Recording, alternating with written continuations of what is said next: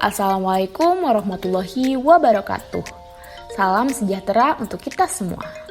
Perkenalkan, nama saya Sinta Depratiwi dengan NIM 2007136 dari kelas 2 EPGSD, mahasiswa Universitas Pendidikan Indonesia Kampus Tasikmalaya. Pada video ini, saya akan menyampaikan materi terkait komponen-komponen kurikulum. Namun, sebelum kita membahas terkait apa saja sih komponen-komponen yang terdapat dalam kurikulum, kita seharusnya memahami konsep dari komponen itu sendiri dan juga konsep dari kurikulum. Nah, untuk pemaparan yang pertama yaitu terkait komponen. Apa sih komponen itu? Menurut KBBI, komponen adalah bagian-bagian dari keseluruhan atau dalam arti lain, komponen diartikan sebagai unsur dari suatu sistem. Dan menurut Winarto dan Gunawan tahun 2019, komponen merupakan unsur yang membentuk suatu sistem yang saling bekerja sama dan menyatu dalam upaya mencapai suatu tujuan. Nah, lalu apa sih kurikulum itu? Menurut Undang-Undang Nomor 20 Tahun 2003 tentang Sistem Pendidikan Nasional Pasal 1 Ayat 19 menyatakan bahwa kurikulum adalah seperangkat rencana dan pengaturan mengenai tujuan, isi, dan bahan pelajaran serta cara yang digunakan sebagai pedoman penyelenggaraan pembelajaran untuk mencapai tujuan pendidikan tertentu. Nah, dari pengertian komponen dan kurikulum dapat disimpulkan bahwa komponen kurikulum merupakan bagian yang terpadu dan fungsional yang tidak dapat dipisahkan dari suatu sistem kurikulum. Karena komponen itu sendiri mempunyai peranan dalam pembentukan kurikulum. Sebagai satu kesatuan sistem yang utuh, kurikulum mempunyai komponen-komponen yang saling berkaitan dan saling berinteraksi dalam upaya mencapai tujuan pembelajaran. Untuk pemaparan materi yang selanjutnya yaitu terkait komponen-komponen kurikulum. Nah, kira-kira ada apa saja sih komponen-komponen yang terdapat dalam kurikulum? Komponen-komponen yang terdapat dalam kurikulum dibagi menjadi dua, yaitu ada komponen pokok dan juga komponen pendukung. Untuk yang pertama yaitu komponen pokok. Komponen pokok mencakup beberapa komponen. Yang pertama ada komponen tujuan. Tujuan kurikulum pada hakikatnya adalah tujuan dari setiap program pendidikan yang akan diberikan kepada peserta didik. Komponen tujuan adalah komponen yang berhubungan dengan hasil atau produk yang diharapkan. Komponen tujuan berhubungan erat dengan arah atau hasil yang diharapkan secara mikro maupun makro. Tujuan pendidikan memiliki klasifikasi dari mulai tujuan yang sangat umum sampai tujuan khusus yang bersifat spesifik dan juga dapat diukur, yang kemudian dinamakan dengan kompetensi.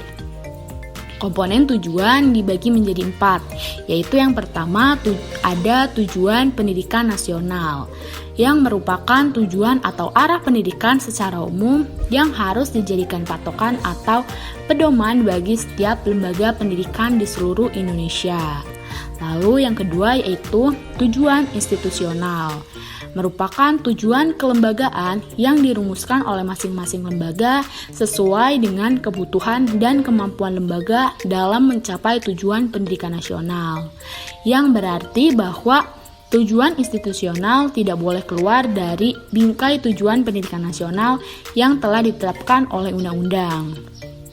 Tujuan institusional biasanya juga melihat dari jenjang masing-masing lembaga atau sesuai dengan tingkat usia siswa, sehingga setiap jenjang harus memiliki keterkaitan satu sama lain, yang mana jenjang yang paling dasar mendukung tujuan institusional secara umum ke jenjang yang lebih tinggi.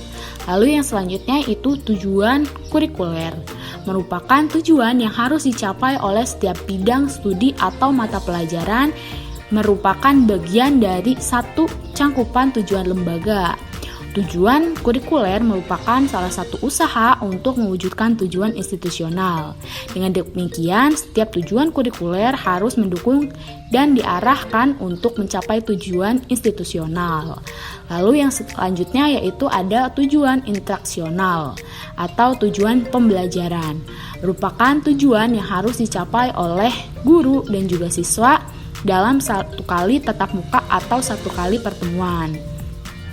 Dalam setiap sesi pertemuan merupakan salah satu upaya untuk mencapai tujuan kurikuler. Nah, dari komponen pokok ini yaitu selanjutnya ada komponen isi. Komponen isi adalah komponen yang didesain untuk mencapai komponen tujuan. Yang dimaksud dengan komponen isi ini adalah bahan-bahan kajian yang terdiri dari ilmu pengetahuan, nilai, pengalaman, dan keterampilan yang dikembangkan ke dalam proses pembelajaran guna mencapai komponen tujuan. Komponen materi harus dikembangkan untuk mencapai komponen tujuan. Oleh karena itu, komponen tujuan dengan komponen materi atau dengan komponen-komponen yang lainnya haruslah terlihat dari sudut hubungan yang fungsional. Lalu selanjutnya ada komponen strategi. Komponen strategi dan metode merupakan komponen yang memiliki peran yang sangat penting dikarenakan berhubungan dengan implementasi kurikulum. Strategi pembelajaran merupakan pola dan runtutan umum perbuatan guru dan siswa dalam mewujudkan kegiatan belajar mengajar untuk mencapai tujuan yang ditentukan.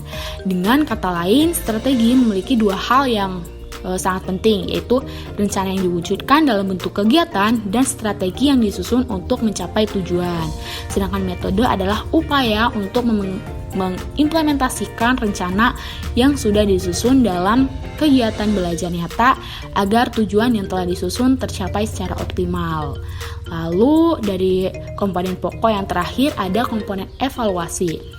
Evaluasi ditunjukkan untuk menilai pencapaian tujuan-tujuan yang telah ditentukan serta menilai proses pelaksanaan mengajar secara keseluruhan. Setiap kegiatan akan memberikan umpan balik, demikian juga dalam pencapaian tujuan-tujuan dan proses pelaksanaan mengajar. Umpan balik digunakan untuk mengadakan berbagai usaha penyempurnaan baik penentuan dan perumusan tujuan mengajar, penentuan sequence bahan ajar, strategi dan media mengajar. Lalu dari komponen penunjang ada 3 komponen. Yang pertama, sistem administrasi dan supervisi merupakan usaha meningkatkan pelayanan pendidikan untuk mencapai tujuan pendidikan secara efektif.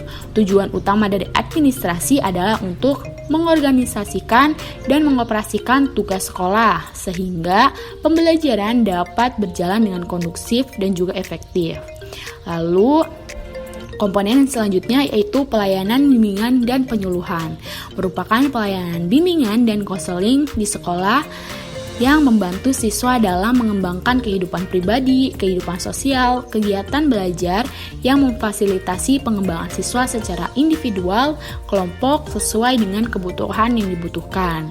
Lalu, komponen yang terakhir adalah sistem evaluasi yang dimaksudkan untuk memeriksa tingkat ketercapaian tujuan-tujuan pendidikan yang ingin diwujudkan melalui kurikulum yang diambil. Itulah tadi pemaparan materi terkait komponen-komponen kurikulum. Mungkin sekian dari saya, mohon maaf apabila ada kesalahan karena kesempurnaan hanya milik Allah SWT. Batagor dimakan ayu ting-ting. Thank you for everything. Wabillahi taufiq wal hidayah. Wassalamualaikum warahmatullahi wabarakatuh.